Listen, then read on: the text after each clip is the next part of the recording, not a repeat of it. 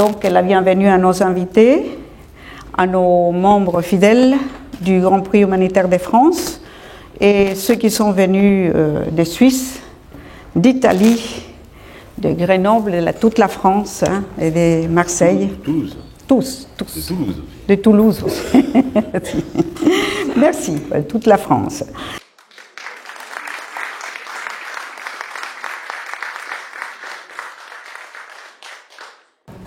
Silvio Boligno est un grand voyageur puisque vous avez parcouru les 5 continents depuis plus de 30 ans, toujours pour donner de la joie. Et vous allez me dire, mais alors, oui, mais d'accord, mais pourquoi le Grand Prix humanitaire de France? Parce que partout où il est allé, partout il a aidé et il a soutenu de nombreuses associations humanitaires, et il faut le dire, en toute discrétion. Alors il est venu en aide ainsi à l'enfance malheureuse, aux personnes handicapées, aux femmes battues, aux vendeurs de journaux. C'est pas un métier qui n'est pas forcément... Il va nous faire ça aussi pour les bouquinistes, bientôt à Paris. Voilà. Sans oublier la protection des animaux. Et pour tout cela, en contribuant à améliorer leur quotidien, il a apporté réconfort et bonheur. Eh bien, Monsieur Boligno, pour tous ces engagements humanitaires nombreux, remarquables pour vos qualités personnelles, et aussi parce que nous avons beaucoup apprécié la proposition de M. Joseph Bouglione, le Grand Prix militaire vous remet sa médaille d'argent.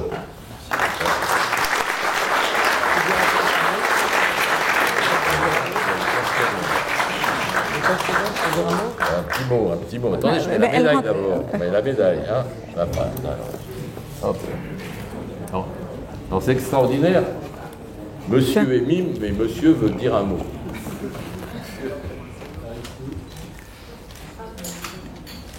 Je voudrais dédier ce prix à travers le monde à tous les gens qui ne seront jamais au Sénat, qui ne seront jamais salués et qui ont un cœur qui bat, généreux et qui contribuent à son prochain.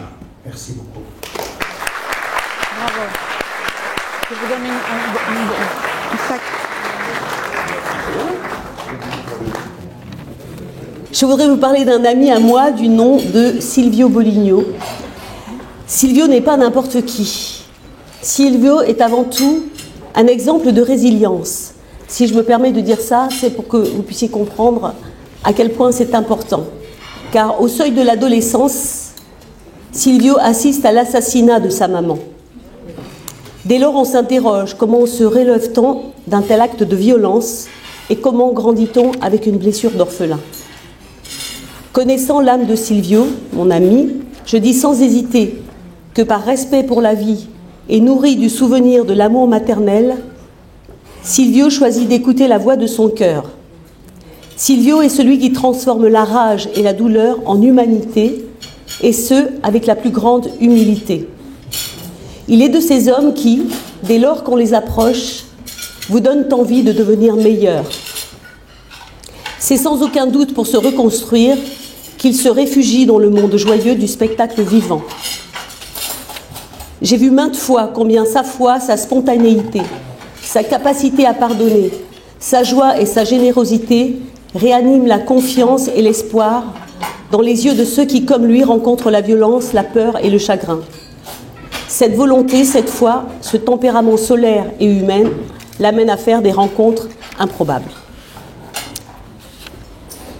Alors, il a toute une cascade professionnelle dont vous avez entendu parler tout à l'heure.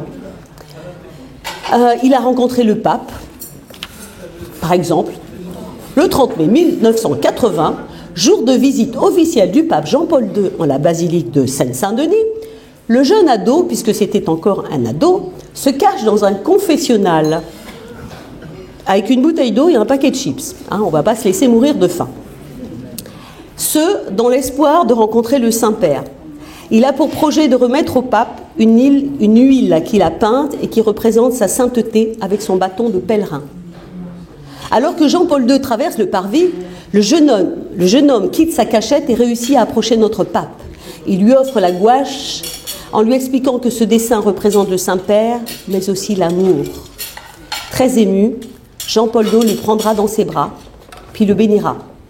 Cette scène est filmée par les caméras du monde entier mise en place pour retransmettre l'événement et face à la foule immense venue assister à l'homélie. Bon, après s'ensuit toute une cascade de choses. Et pour vous amener... Alors, ah oui, si je peux vous dire ça aussi, c'est intéressant. Il a rencontré plein de gens, M. Mitterrand, M. Jack Lang, M. Laurent Fabius. Le président Giscard d'Estaing l'invite à boire le champagne dans son bureau de la rue François 1er. Silvio s'y présentera en tenue de clown. Le président, très amusé, se prêtera volontiers aux facéties du clown, tout en surveillant les portes du bureau afin que nul ne le surprenne dans la pratique de gag. Alors, chut, je vous demanderai à vous aussi votre discrétion. Voilà. Silvio n'a pas encore 20 ans. Il apporte son soutien au secours populaire en créant l'opération Père Noël Vert, un appel à la générosité afin d'offrir à des familles d'oubliés la possibilité d'améliorer l'ordinaire avec de très beaux colis de fin d'année.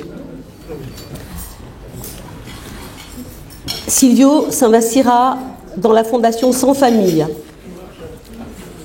Il est à l'écoute de son cœur et donne son soutien au secours populaire pendant plus de 30 ans.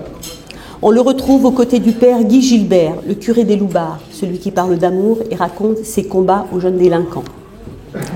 Silvio apportera aussi son soutien et sa bonne humeur aux enfants en fin de vie de l'hôpital Robert Debré. Il y retrouvera Jean-Jacques Goldman, Carole Fredericks, Michael Jones, Anthony Delon, Paul Prébois, Jeanne Masse. Toute une bande d'artistes présents pour réconforter, distraire et prodiguer de la chaleur humaine. Lors de l'émission Ciel Montmardi, animée par De Chavannes, Silvio fera la connaissance de Monseigneur Gaillot, évêque d'Évreux. De cette rencontre germe une amitié qui durera plus de 30 ans. Silvio est un compagnon fidèle. Il se prêtera à la cause d'un autre de ses amis, M. l'abbé Pierre, et des compagnons d'Emmaüs. Un soir, alors qu'il regarde les confidences de Charlie Chaplin sur son poste de télévision, il est impressionné. Touché par les mots de l'artiste, Silvio décide de lui rendre le plus juste et le plus chaleureux des hommages. Il se met au travail, se fond dans la sensibilité de l'homme aux multiples talents. Après sa formation à l'école internationale de mimodrame de Paris, le mime Marceau dira de Silvio « Silvio porte à merveille la joie et le rêve de Charlot ». La reconnaissance et la qualité de son hommage à Charlie Chaplin le conduiront à couvrir de nombreux événements prestigieux à travers le monde. Non, Silvio n'est pas n'importe qui. Il est ce garçon au parcours riche et improbable.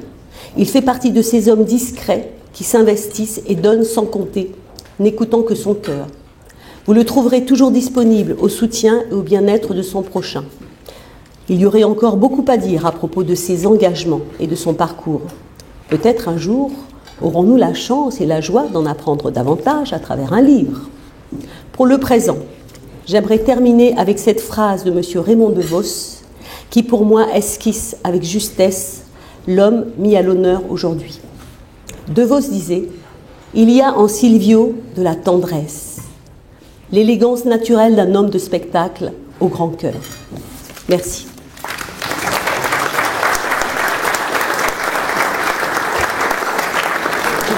Chanter sur YouTube. C'est vrai.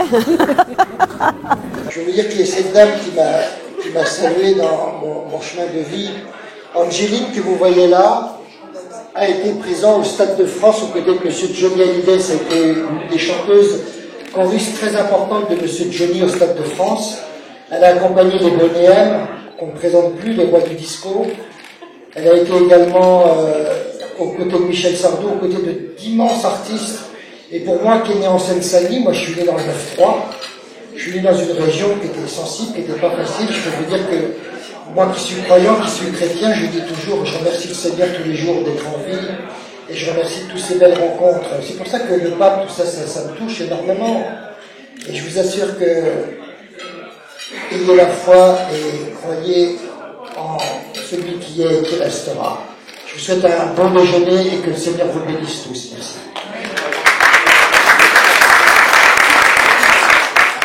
T'es le nouveau Coluche de... Ah, ça me fait plaisir qu'on me dise ça. Ah, merci. Merci pour ce que tu Eh, merci du fond du cœur et du fond du restaurant. Eh, je reviens, les enfants. Ouais. Monsieur, vous êtes un... Je suis un gros solitaire, les enfants.